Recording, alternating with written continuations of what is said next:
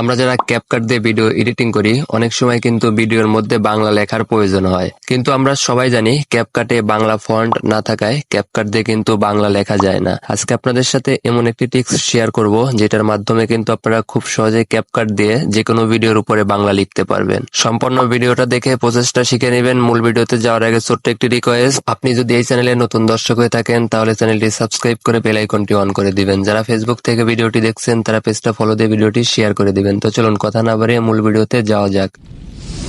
এই কাজটা করার জন্য আমাদের কিছু বাংলা ফন্ট ডাউনলোড দিতে হবে। এই জন্য প্রথমে আপনারা যে কোনো একটি ব্রাউজার ওপেন করে নেবেন। ব্রাউজার ওপেন করার পরে সার্চ বারে গিয়ে সার্চ দিবেন বাংলা ফন্ট।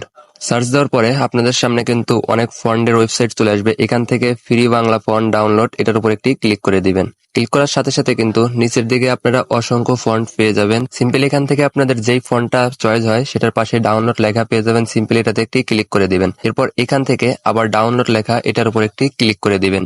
ক্লিক করে দেওয়ার সাথে সাথে কিন্তু খুব সহজেই ফন্টটা ডাউনলোড হয়ে যাবে। এরপর এখান থেকে বের হয়ে চলে যাবেন ক্যাপকাটে।